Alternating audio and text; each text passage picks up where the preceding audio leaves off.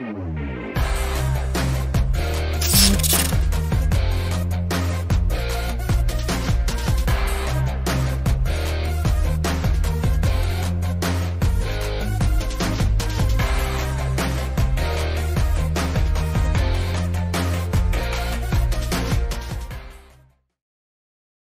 smart investor to my channel Nizar Imam. Jadi di episode kali ini kita akan coba membahas tentang saham sektor konsumer ya. Jadi kemarin itu saya coba riset saham sektor konsumer, dan harusnya hasil riset saya yang saya buat video ini bisa menjawab pertanyaan teman-teman semua. Kira-kira saham konsumer ini mau dibawa kemana, dan kira-kira sampai kapan, dan apa yang menyebabkan kok bisa turun terus seperti ini, dan juga kira-kira masih ada yang under value apa enggak. Ternyata ketika saya teliti, ada saham yang masih under value dan performanya cukup bagus. Nah, kalau teman-teman tertarik sahamnya ini kira-kira apa, teman-teman cek video ini dari awal sampai akhir, ikuti terus sampai akhir ya. Oke, jadi langsung aja kita mulai pembahasannya. Jadi untuk konsumer, kenapa kok saya tertarik untuk membahas sektor konsumer? Karena konsumer ini pada dasarnya ini termasuk sektor yang tertinggal dibandingkan yang lain.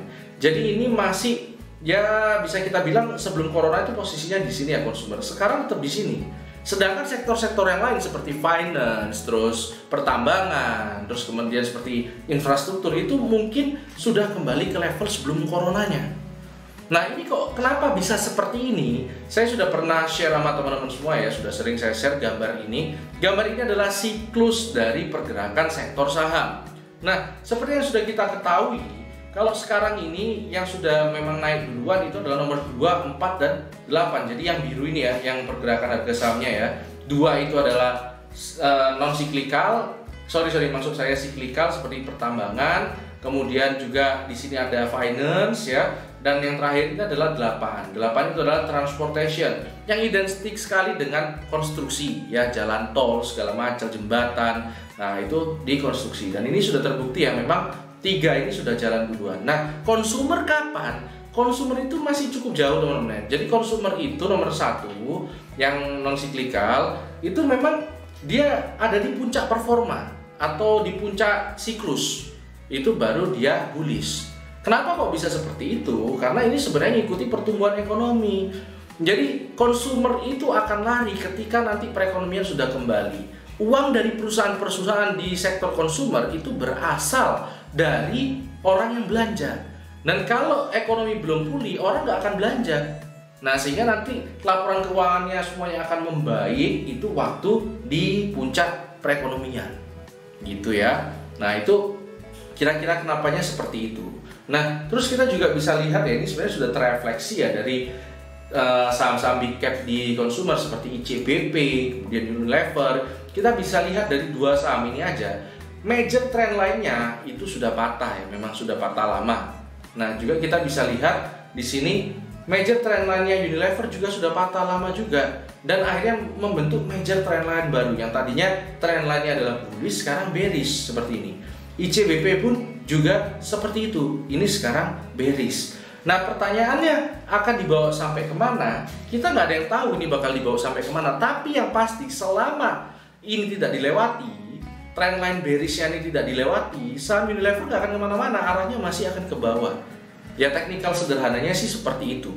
Nah, jadi ICBP juga seperti itu. ICBP kita bisa lihat ini masih ke bawah arahnya selama garis ini belum bisa dilewati. Seperti itu ya. Nah, oleh karena itu saya jadi tertarik nih, kira-kira masih ada nggak sih yang masih under value dan masih bagus gitu, yang bisa kita kumpulin lah kira-kira. Nah, setelah saya riset seperti ini, ternyata saya riset sederhana seperti ini, keluarnya itu ada saham yang cukup menarik ya. Ini namanya adalah ADES. Jadi ADES itu kalau kita bisa lihat di sini di RTI, kita bisa lihat case statistiknya, terus kita bisa lihat performanya. ADES, termasuk ADES ya. Oke, nah ini adalah ADES.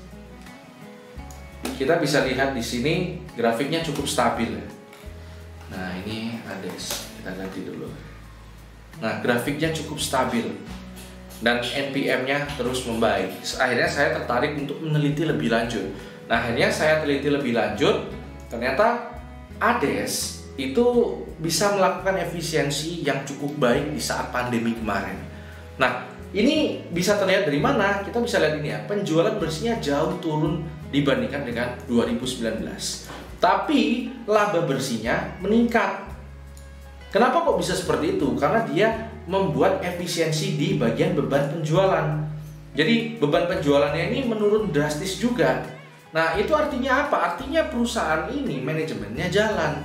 Karena dia bisa beradaptasi dengan krisis yang disebabkan oleh corona. Seperti itu. Jadi ini menurut saya cukup menarik. Oleh karena itu saya akhirnya gali lebih dalam lagi, prospeknya apa sih kira-kira, terus kira-kira harga wajarnya sampai di mana dan kekurangannya apa. Nah, kita akan bahas berikutnya. Tapi sebelum itu kita akan nonton bareng dulu teman-teman ya. Jadi kita akan nonton bareng tentang ini.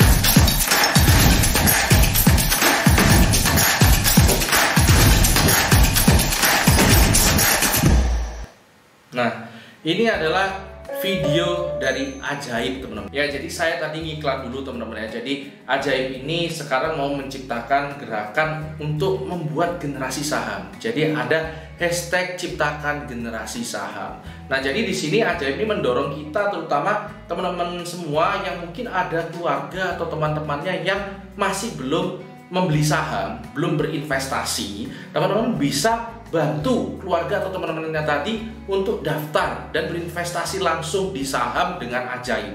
Nah, teman-teman yang membantu untuk memberikan referral tadi itu bisa sharing ya tentang kode referensinya seperti ini. Nah, ini kalau kode referensi saya adalah ini. Dengan sharing kode referensi seperti ini kita bisa dapat bonus saham dari Ajaib. Ya, jadi kita bisa lihat ini adalah punya saya ya. Saya dapat lumayan cukup banyak lot ya. Random sahamnya, tergantung dari ya random. Jadi kita bisa lihat ada banyak saham yang di-share ya. Ada Hero, ada macam-macam, BRI pun juga bisa dapat. Jadi teman-teman semakin banyak mereferensikan, semakin banyak teman-teman dapat peluang untuk dapat saham gratis. Kan lumayan tuh dapat saham gratis. Ya kalau dapatnya BRI gitu kan enak tuh. Nah, jadi teman-teman jangan lupa untuk share hashtag ciptakan generasi saham gitu ya, dan silakan direkomendasikan untuk daftar ke Ajaib. Nah, itu sponsor video kita kali ini. Jadi saya berterima kasih dengan Ajaib karena tanpa video ini mungkin tidak akan terwujud. Tanpa sponsor ini video ini tidak akan terwujud gitu. Oke? Jadi langsung aja kita lanjut ke pembahasannya. Jadi saya akhirnya cari tahu lebih dalam nih tentang ADES itu saham apa. Nah, ternyata saya baru tahu, saya kira ADES itu adalah produknya ADES namanya. Ternyata bukan. Produknya yang paling utama itu adalah Nestle Pure Life. Nah, ini adalah brandnya. Brandnya menurut saya cukup kuat. Nah, kemudian kita bisa gali lebih dalam lagi ya. Akhirnya saya penasaran nih ya. Kira-kira potensi air minum dalam kemasan itu nanti ke depannya seperti apa? Nah, logika sederhananya semakin banyak jumlah penduduk, pasti juga akan semakin banyak orang yang mengonsumsi AMDK. Nah, ini adalah salah satu contohnya. Ya, jadi ini adalah data-data yang saya peroleh ya, tapi meskipun ini nggak data terbaru, tapi volume penjualan AMDK itu selalu naik dari tahun ke tahun ya. Seperti ini, terus seperti ini ya.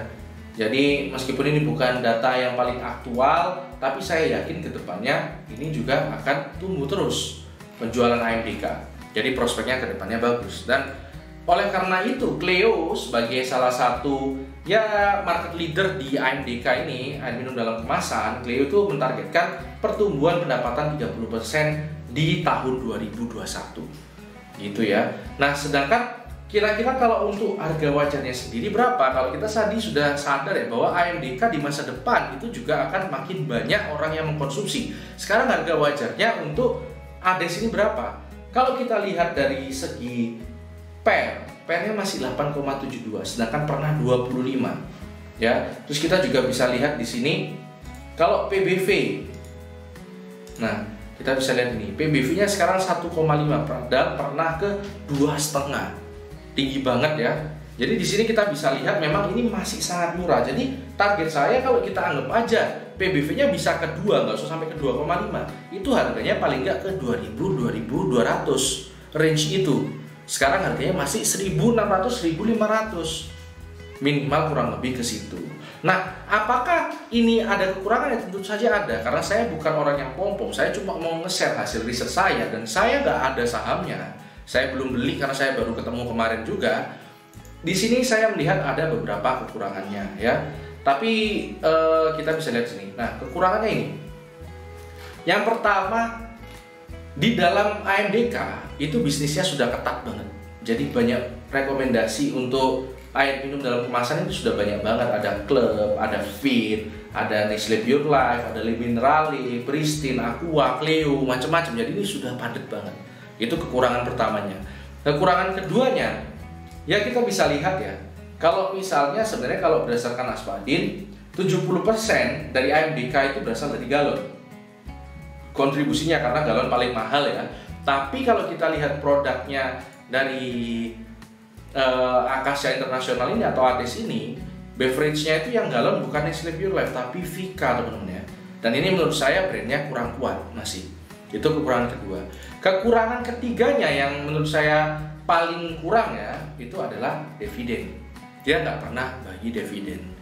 Nah, untuk dari segi fundamentalnya, berarti kalau misalnya tanpa mempertimbangkan dividen ya, menurut saya ratingnya adalah sekitar kurang lebih 7,5. Nah, tapi kalau teman-teman adalah orang yang sangat concern banget dengan dividen, ratingnya kurang lebih adalah 5,5.